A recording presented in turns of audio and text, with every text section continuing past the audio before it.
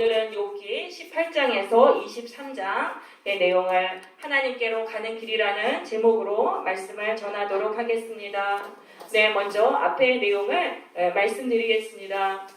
욥은요, 부정적인 영으로 인해서 이 친구들하고 관계가 다 불화하게 됐습니다. 부정적인 영이 들어와서 친구들하고 관계가 다 불화하게 돼서 아주 큰 고통을 겪었다는 내용이 나왔습니다. 자, 이제 18장 1절로 가보겠습니다. 수아 사람 빌닷이 대답하여 이르되, 빌닷이 그 욥의 말을 듣고 말하는 것입니다. 너희가 어느 때에 가서 말의 끝을 맺겠느냐. 이 너희는 욥이죠. 욥, 너 언제 말 그칠래? 그럼 헛된 말 언제 집어치울래? 그런 말을 하는 것입니다. 그래서 어찌하여 우리를 짐승으로 여기며 부정하게 보느냐. 욥이만 말했잖아요. 친구들의 수준은 짐승 수준 이하다. 막 이런 식으로 막 그렇게 무시하면서 비난하니까 너무 화가 나가지고 빌닷이 이렇게 말을 하는 것입니다. 자, 그러니까 이게 뭐예요? 내가 다른 사람을 존중해줘야지 그 사람도 나를 존중해준다는 그런 말씀입니다. 빌닷이 처음부터 욥을 공격한 건 아니에요. 근데 욥이 그 빌닷이 좋은 말을 했는데 그거를 막 무시하고 공격하니까 이 빌닷도 욥을 무시하고 공격하게 된 거죠. 그래서 우리는 내가 알아야 돼요. 내가 행한 행동이 그대로 나에게 부메랑처럼 돌아온다는 것을 알아야 되는 것입니다. 내가 다른 사람을 귀하게 대해주면 그 사람도 나를 귀하게 대해줘요. 근데 내가 다른 사람을 무시하고 함부로 대하면 그 사람도 나를 함부로 대하게 되는 것입니다. 그러니까 다른 사람은요, 내가 행한 행동의 거울이라는 것입니다. 그 사람의 모습을 보면서 나의 모습을 볼 수 있어야 되는 거예요. 근데 누군가가 막 갑자기 친절했던 사람이 막 화를 내고 돌변했으면 그 사람에게 문제가 물론 있을 수도 있어요. 그런데 나에게 문제가 있지 않은가? 내가 그 사람을 그렇게 대한 것이 아닌가? 이런 거를 우리가 살펴보아야 되는 것입니다. 그래서 우리는 이 다른 사람의 모습을 통해서 내 자신의 모습을 보고 나를 고쳐나가는 그런 삶을 살아야 돼요. 그럴 때 우리의 삶에 복이 임하고 그럴 때 우리의 삶에 구원이 임하게 되는 것입니다. 그런데요, 교만하고 독선적이면은요, 내 죄가 하나도 안 보여요. 이게 제일 무서운 거예요. 교만하고 독선적으로 되면은 내 모습이 하나도 안 보여요. 그러니까 우리는 이거를 교만하고 독선하고 계속 싸워야 돼요. 우리가 좀 예수님의 보혈로 이걸 고침받아야 돼요. 내 안에 있는 교만과 독선을 고침받아야 돼요. 그러니까 내 모습은 안 보이니까 저 사람 나쁜 모습만 보이니까 막 싸우게 되잖아요. 그러니까 또 싸우고 막 그런 악순환으로 관계가 점점 더 악화되는 것이죠. 자, 그래서 하나님이 저 사람을 통해서 나를 거울로 보여주시는구나 이런 걸 깨닫고 그렇게 해서 나의 죄를 깨닫는 그런 삶이 되시기를 바랍니다. 여러분, 사람들과 불화하는 것을 통해서도요, 우리는 복을 받을 수 있어요. 사람들과 불화를 통해서 내 모습을 깨닫고 내 잘못을 고친다면 그게 또 복이 될 수 있는 거예요. 근데 지금 사람들하고 화목하게 지내고 잘 지내도 내가 잘못하는데 내 모습은 못 보고 그렇게 살면은 그게 또 이제 멸망의 길로 가는 거예요. 그러니까 우리의 삶은 계속 기회라는 거예요. 역전의 기회예요. 우리의 삶은 내 키포인트는 그거예요. 나의 잘못을 깨닫고 나의 잘못을 돌이킬 때 거기서 우리의 인생의 구원의 길로 나아가는 역사가 일어나는 것입니다. 그러니까 다른 사람의 잘못을 보면서 거기서 내 모습을 꼭 발견하시기를 바랍니다. 또 그게 아니면 내가 저 사람을 저렇게 만들었구나. 더 나아가서는 거기까지 가야 되는 거예요. 저 사람 안 그런 사람인데 왜 저렇게 됐을까? 내가 저 사람을 저렇게 만들었구나. 내 탓이구나. 이렇게 자꾸 회개해야 되는 거예요. 그런데 내 모습을 못 보고 저 사람 저렇게 된 걸 비난하고 싸우면 사실은 그거는 나랑 싸우는 거예요. 나를 비난하고 나를 싸우는 것과 같습니다. 그래서 우리 날마다 나의 죄를 발견하고 회개하는 삶이 되시기를 바랍니다.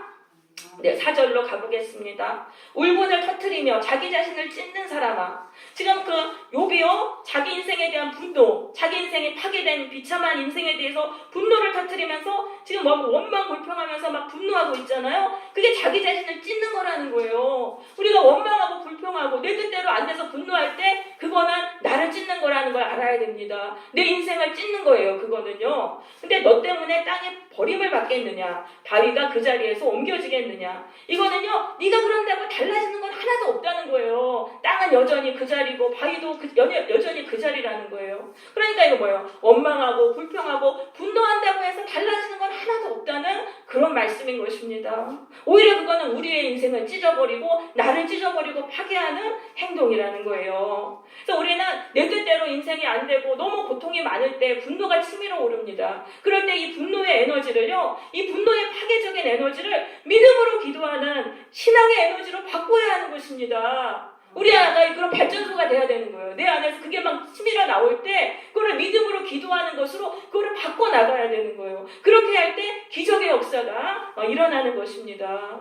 물론 뭐 쉬운 건 아니죠. 내 인생이 막 이렇게 비참한데 분노가 치밀어 오르는데 거기서 분노하지 않고 기도한다는 게 얼마나 힘들어요. 그런데요, 세상 일도 그래요. 하기 힘든 어려운 일을 할 때, 그 역경을 뚫고 어려운 일을 할 때 거기서 기적이 일어나는 거예요. 신앙의 길도 마찬가지예요. 우리가 어렵고 힘들지만 그 분노의 상황 속에서도 분노를 참고 그 분노를 하나님께 기도하는 그 에너지로 바꿀 때 거기서 기적의 역사가 일어나는 것입니다. 여러분, 인생의 고통과 분노 속에서 더욱 기도하시기를 바랍니다. 그렇게 할 때 그 놀라운 기적이 거기서 이루어진다는 것을 체험하게 되실 것입니다. 네, 그래서 5장 5절부터 21절까지 빌닷이 이제 말을 하는데요. 악인의 빛은 꺼지고 그의 불꽃은 빛나지 않을 것이요. 그러니까 악인은 다 망한다. 이제 그 말을 하는 거예요. 악인은 결국은 비참하게 돼서 다 망한다. 그러니까 이건 돌려 말하는 거죠. 네가 지금 못되게 살아서 이렇게 된 거야. 네가 악하게 살아서 이렇게 고난받은 거야. 빌닷이 지금 이렇게 말을 하는 거예요. 그러니까 엘리바스가 한 말하고 똑같아요. 그러니까 빌닷하고 소발은요, 그냥 뭐 새로운 말 하는 게 없어요. 엘리바스가 하는 말을 앵무새처럼 다 이렇게 똑같이 하는 거예요. 왜냐하면 셋이 편먹고 지금 욥을 같이 공격을 하는 거예요. 자, 그래서 이 말은 사실 욥에게는 뭐 그렇게 꼭 옳다라고는 할 수 없어요. 욥은요, 하나님이 그의 신앙을 이제 테스트하고 더 하나님을 깊이 알게 하시기 위해서 고난을 주신 것이죠. 하지만 이 빌닷의 말은 진리입니다. 악인은요, 비참하게 살 수밖에 없어요. 우리가 예수를 믿고 교회를 다닌다고 해도요, 악인은 비참하게 살 수밖에 없어요. 우리가 예수를 믿는다는 거는요, 악인이 악을 버리고 죄인 의롭게 변화되기 때문에, 고침받기 때문에 구원을 받는 거예요. 그런데 예수를 믿는다고 교회를 다니면서도 계속 악을 해가면서 살면은 그 인생은 교회를 다녀도 비참할 수밖에 없다는 걸 꼭 아셔야 됩니다. 하나님은 항상 행위로 심판하세요. 그 예수 믿게 해주신 건 왜요? 죄인을 고쳐주시고 죄에서 풀어주시려고 하신 거예요. 우리가 순종하면 예수님이 죄인을 고쳐주시는 거예요. 그러니까 우리가 이거를 분명히 아셔야 돼요. 사실 교회에서 좀 잘못 전하는 게 있어요. 예수님이 나를 위해 죽으셨다는 걸 아는 것만으로, 그걸 믿는 것만으로 내가 구원받는데 그게 아니에요. 예수님이 나를 위해서 죽으셨다는 걸 알 때 우리가 하나님의 자녀가 되는데 하나님의 자녀가 구원받는 건 아니에요. 천국 가나안 땅으로 들어가야 되는 거예요. 하나님은 예수님을 통해서 우리를 구원받을 수 있도록 지금 우리를 이끌어 주신 거예요. 그래서 예수를 통해서 반드시 죄를 버려야 된다는 거를 꼭 기억하시고 예수님의 말씀에 순종해서 나의 죄를 버리는 그런 삶을 살아야 되는 것입니다. 이제 19장으로 가보겠습니다. 19장에서 빌닷의 말을 듣고 욥이 말을 하는 거예요. 2절입니다. 너희가 내 마음을 괴롭히며 말로 나를 짓부수기를 어느 때까지 하겠느냐. 지금 빌닷이 뭐라고 말했어요? 네가 못되게 살아서 이렇게 된 거야. 이런 식으로 정죄를 하니까 욥이 또 막 상처를 받은 거예요. 근데 이게 상처만 받으면 안 돼요. 누가 나한테 상처 주는 말 했다고 상처만 받으면 안 돼요.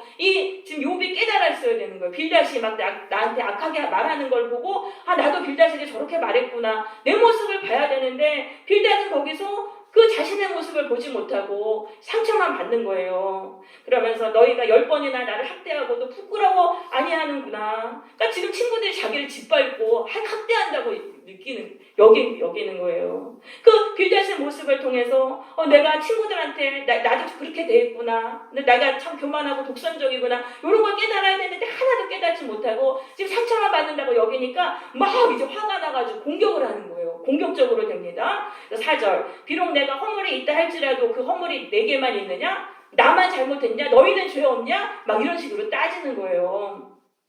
근데 이 회개를 거부하는 사람들이 꼭 이렇게 말해요. 나만 죄 있냐? 너희도 죄 있지? 막 이런 식으로 말하면서 회개를 하지 않습니다. 여러분, 이건 잘못된 생각이에요. 다른 사람이 다 죄 짓고 잘못 살아도 나는요, 나를 고쳐야 되는 거예요. 나는 바르게 살아야 되는 거예요. 근데 다른 사람이 다 잘못하니까 나도 그냥 죄 짓고 막 살면 상관없다 이런 식으로 생각하면은요, 같이 그냥 손잡고 그 지옥의 길로 가는 거예요. 멸망의 길로 가는 거예요. 이런 생각을 우리는 꼭 버려야 되겠습니다. 우리가요, 남이 잘못해도 나는 바르게 서야 돼요. 나는 예수님을 통해서 내가 고침받고 바른 사람이 돼야 되는 거예요. 그리고 다른 사람을 바르게 세우는 사람이 되어야 되겠습니다. 그래서 5절에서 너희가 참으로 나를 향하여 자만하며 내게 수치스러운 행위가 있다고 증언하려면 하려니와 하나님의 나를 억울하게 하시고 자기 그물로 나를 애워싸신 줄을 알아야 할 것이니라. 하나님이 나에게 억울하게 고난을 주신 걸 왜 모르냐. 아유, 답답이더라. 막 속이 터져 미치겠는 거예요. 근데요, 그게 욥의 친구들은요, 끝까지 욥이 당한 고난을 이해하지 못해요. 욥이 못되게 살아서 그렇게 됐다고 이렇게 생각하거든요. 그러니까 이게 우리가 사람의 생각을 바꿀 수 없어요. 다른 사람이 나에 대해서 오해하고 나한테 잘못 대할 수 있어요. 근데 그걸 내가 고쳐주려고 하는데 몇 번 해서 안 되면 포기해야 돼요. 근데 욥은 지금 포기하지 못하고 왜 막 억지로 고치려고 그러니까 더 화병이 나는 거예요. 우리가 다른 사람의 생각을 내가 고치려고 하면은 그 사람은 그냥 더 반대로 생각해요. 더 반대로 생각해서 나를 더 억울하게 만들고 그러니까 나만 더 이제 화병이 나는 거예요. 그래서 우리는 사람에 대한 건 포기할 수 있어야 돼요. 욥의 친구들이요, 나중에 하나님이 다 깨닫게 해주세요. 너희가 지금 욥에 대해서 잘못 생각했다. 그렇게 깨닫게 해주니까, 그러니까 사람에 대한 건 하나님께 다 맡기고 나를 고칠 생각을 해야 돼요. 욥의 친구들을 잘못된 생각을 지금 욥은 뜯어 고치려고 그러잖아요. 그러면 안 되고 나를 고쳐야 된다는 그런 말씀인 것입니다. 그래서 우리는 다른 사람을 고치려는 그런 건 다 포기하고 그걸 할 수 없어요. 내가 나는 고칠 수 있어요. 그렇지만 내가 다른 사람을 고칠 수는 없다는 것을 아시고 나를 고치는 삶이 되시기를 바랍니다. 네, 7절입니다. 내가 폭행을 당한다고 부르짖으니 응답이 없고 도움을 간구하나 정의가 없구나. 하나님께 아무리 기도해도 하나님은 들어주지 않으신다는 거예요. 오히려 하나님은 내 길을 막으시고 나를 막 이제 허르시고 파괴하시는구나. 막 나를 고난으로 계속 치시는구나. 이렇게 고백을 합니다. 그래서 13절로 가보겠습니다. 나의 형제들이 나를 멀리 떠나게 하시니 나를 아는 모든 사람들이 내게 낯선 사람이 되었구나. 욥이요, 고난당하고 망하니까요, 모두가 다 욥을 외면하는 거예요. 형제들도 떠났고 친척들도 떠났고 15절에 보니까 내 집에 있는 그 여종들도 본체만차 하는 거예요. 말도 안 듣고. 그러면서 지금 그런 비참한 상태가 됐습니다. 사람들에게도 다 이렇게 냉대를 당하는 그런 상태가 됐습니다. 그러니까 거기서 욥이 뭐를 의지했냐면 친구들을 의지한 거예요. 21절 나의 친구야 너희는 나를 불쌍히 여겨다오. 나를 불쌍히 여겨다오. 하나님의 손이 나를 치셨구나. 너희가 어찌하여 하나님처럼 나를 박해하느냐. 내 살로도 부족하느냐. 그러니까 지금 이건 뭐예요? 고난을 당해서 사람들한테 다 버림받고 외면당할 때 그때는요 친구를 의지하게 된다는 거예요. 친구, 오직 인간적인 정에만 매달리게 된다는 거예요. 그렇지만 욥의 친구들은 욥을 위로해주지 않고 막 정죄해요. 그러니까 거기서 또 상처받고 또 비참하게 된다는 그런 것입니다. 여러분 우리가요 고난이 오고 막 이러면은 고난을 크게 당하고 사람들한테도 다 왕따 당하고 무시당하고 그러면 그때부터는 친구한테 매달려요. 사람들이 왜 친구를 좋아하냐면은요 친구를 의지해서 어떻게든 그 이겨나가려고 그러는 거예요. 근데 그렇게 했다가는 믿는 도끼에 발등 찍히는 거예요. 누가 나를 내 맘처럼 이해해주고 나를 위로해줄 사람이 어디 있어요. 그러니까 믿었다가 오히려 믿는 도끼에 발등 찍히는 거죠.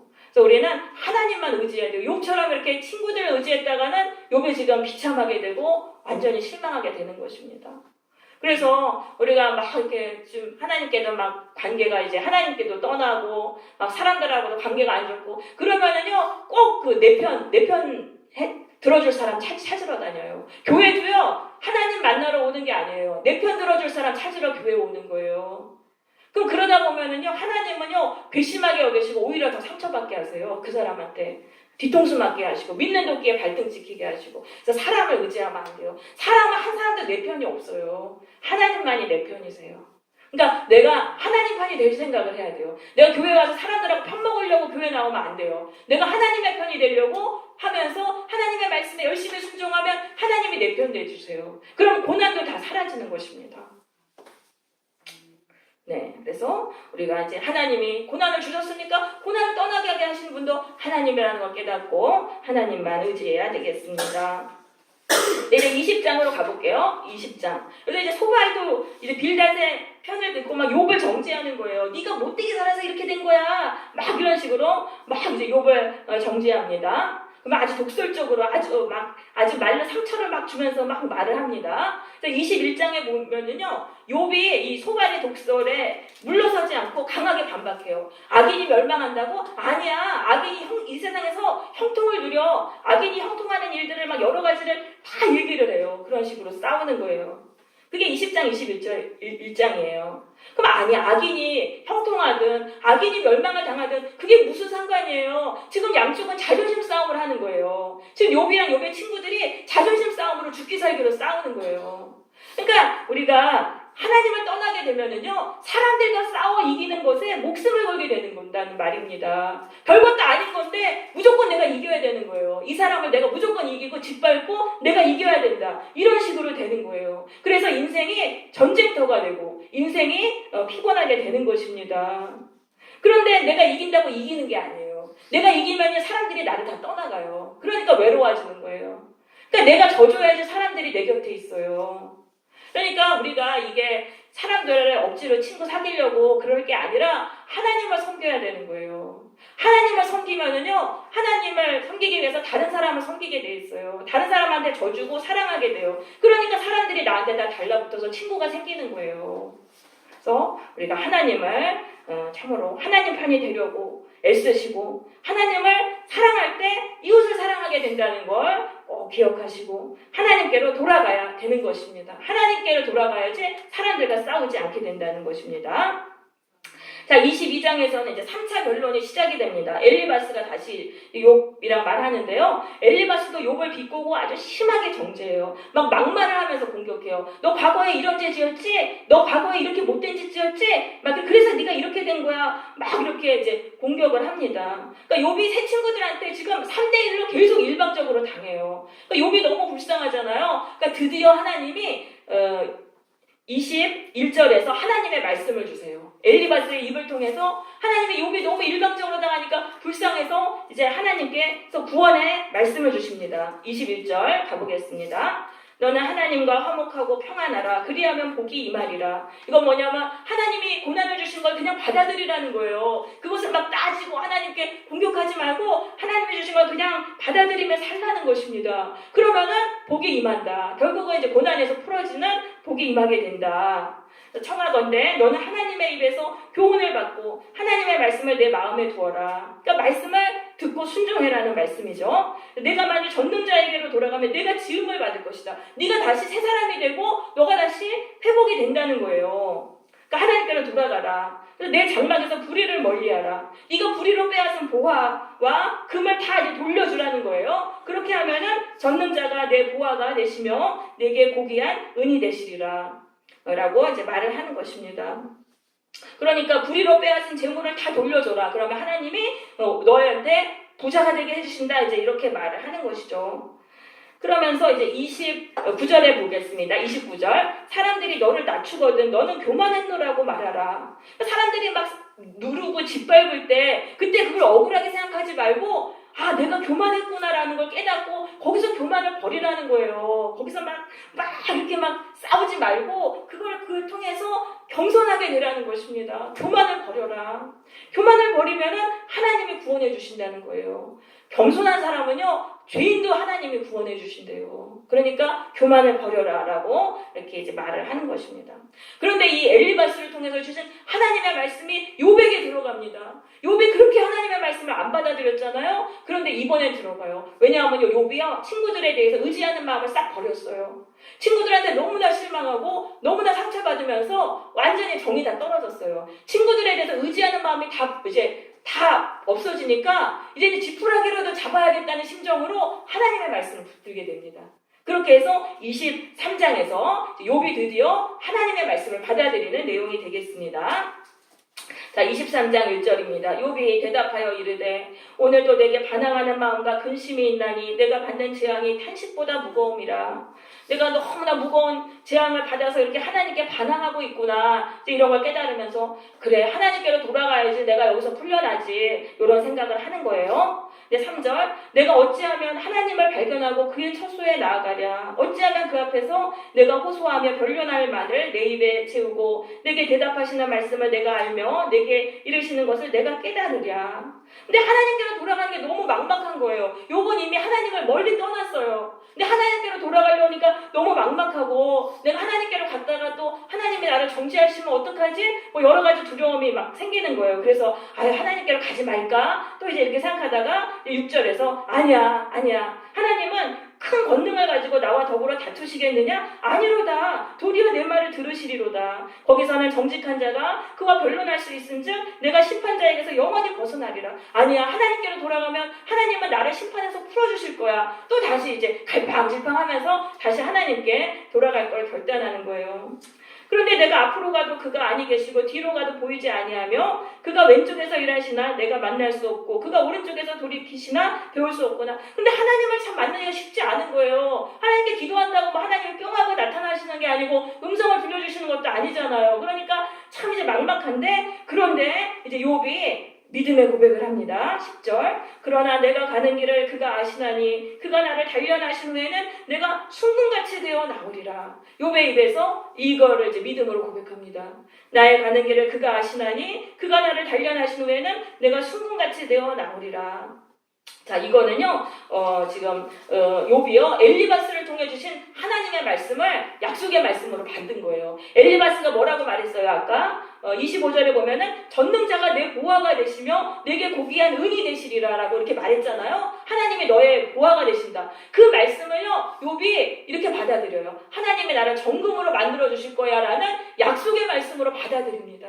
그 말씀을 이제 약간 변형해서, 욥이, 하나님이 나를 정금으로 만들어 주실 거야, 라는 그런 약속의 말씀으로 거기서 그걸 받아들여요. 그러니까 이제 하나님이 정금이 되려면은 100% 순도가 돼야 되니까 용광로에 넣어야 되잖아요. 그러니까 욥도 정금으로 만들기 위해서 하나님이 지금 이런 고난의 용광로 속에 나를 넣으셨구나, 이런 것들이 막 깨달아지면서 드디어 이제 고난에 대해서 긍정적으로 생각하게 됩니다.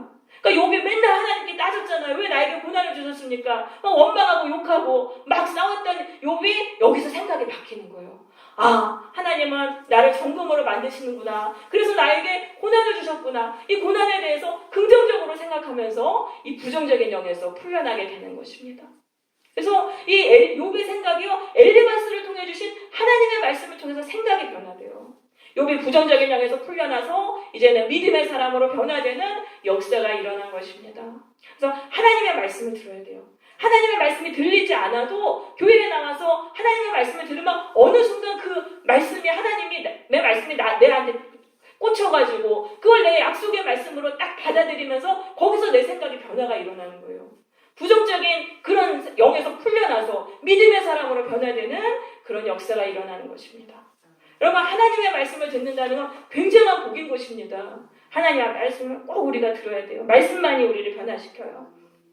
그래서 그래서 이제 욥이 하나님의 말씀대로 살 걸 결단하고 말씀을 대로 막 살았어요. 11절입니다. 내 발이 그의 걸음을 바로 따랐으며 내가 그의 길을 지켜 치우치지 아니하였고 내가 그의 입술의 명령을 어기지 아니하고 정한 음식보다 그의 입의 말씀을 귀히 여겼도다. 이건 뭐야? 하나님의 말씀에 순종하면서 정말 몸부림치며 사는 거예요. 그런데 고난이 떠나가지 않아요. 그래서 욥이 13절에 낙심하고 좌절해서 이런 말을 합니다. 그의 뜻이 일정하시니 누가 능히 돌이키랴. 그의 마음에 하고자 하시는 것이면 그것을 행하시나니 그런즉 내게 작정하신 것을 이루실 것이라. 자, 하나님은 나를, 내 인생을 저주받도록 만드셨다는 거예요. 그거대로 그냥 된다라는 그런 운명론에 또 빠져버려요.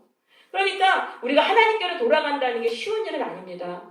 하나님을 우리가 떠나왔잖아요. 그것만큼 다시 돌아가야 되는 거예요. 근데 여전히 상황은 지금 고난의 상황이니까 너무 힘들잖아요. 거기서 하나님께로 돌아가야 되니까 얼마나 힘들어요. 그 고난의 상황을 뚫고 하나님께로 가야 되는 거예요. 근데 내가 빨리 갈 수 있는 게 아니에요. 축제병으로 뿅 하고 가면 얼마나 좋겠어요. 그게 아니에요. 내가 떠나온 만큼 다시 하나님께로 가야 돼요. 그래서 인내를 가져야 돼요.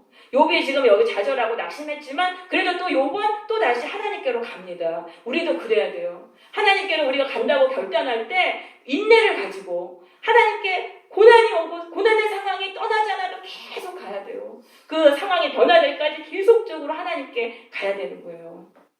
근데 하나님께로 돌아가도요, 상황이 더 힘들어질 수 있어요. 내가 이제부터 하나님 믿고 하나님 뜻대로 살아야지. 그런데 상황은 더 힘들어질 수 있어요. 근데 그게요, 좋아지기 위해서 힘들어지는 거예요. 좋아지기 위해서 힘들어지는 그걸 아셔야 돼요. 그래서 아무튼 하나님께로 우리는 가야 돼요. 비바람이 앞길을 가려도 하나님께로 가는 것밖에 인생에 답이 없다는 것을 꼭 믿으시기를 바랍니다.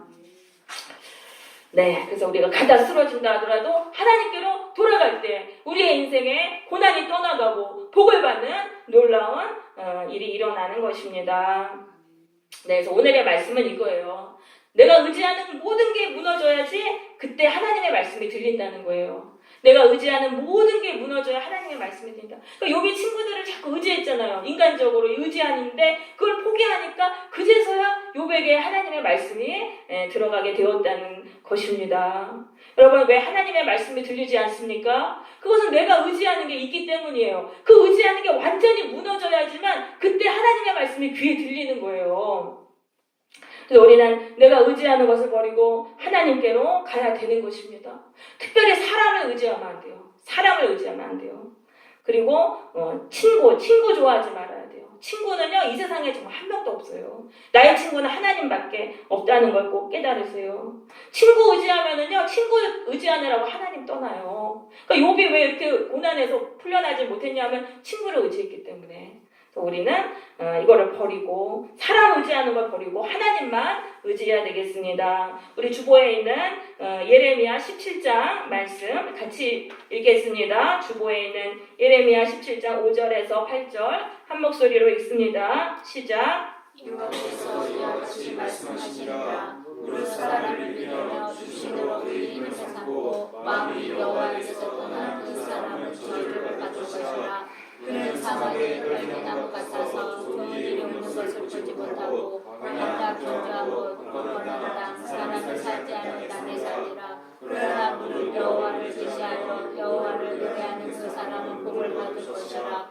그는 시골을 심은 나무가 그 뿌리를 강변할 것이고 흙과 부채라도 두려워하지 아니하며 그 입이 청정하며 그물도 먹고 뜻이 죽지 아니할 것이라.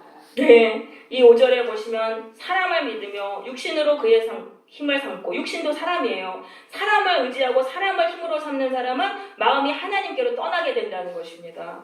그런 사람은 저주를 받는다. 그럼 그 사람이 어떻게 되냐면 사막의 떨기나무 같다는 거예요. 떨기나무는 가시나무예요. 그러니까 아무런 열매가 없다는 거예요. 사람 좋아하고 사람 의지하고 그렇게 살면은 인생에서 뭐 하나도 열매를 맺지 못하는 그런 아무 열매 없는 그런 쓸모없는 인생을 살다가 간다는 말씀인 것입니다.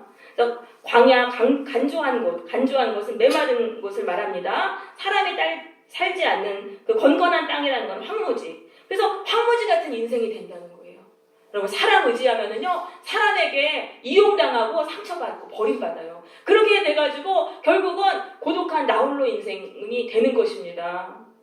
그래서 우리가 사람을 의지하지 말아야 되는 거예요. 근데 하나님을 의지하면은요, 하나님이 기적의 능력으로 계속 도와주세요. 하나님이 기적의 능력으로 계속 도와주셔서 생명을 얻게 되는 것입니다. 여러분, 하나님만 의지하시기를 바랍니다. 하나님만 의지하세요. 사람 의지하려는 걸 이제 다 포기하고 하나님만 의지하세요. 그럴 때 하나님의 말씀이 우리에게 들리게 되는 것입니다. 그리고 하나님이 주시는 도우심으로 생명을 얻게 될 것입니다. 오늘도 내가 의지했던 모든 것을 버리고 하나님 한 분만을 의지함으로 하나님이 주시는 생명을 누리는 복된 성도들이 되시기를 바랍니다. 아멘. 우리 같이 찬양을 부르고 기도드리겠습니다.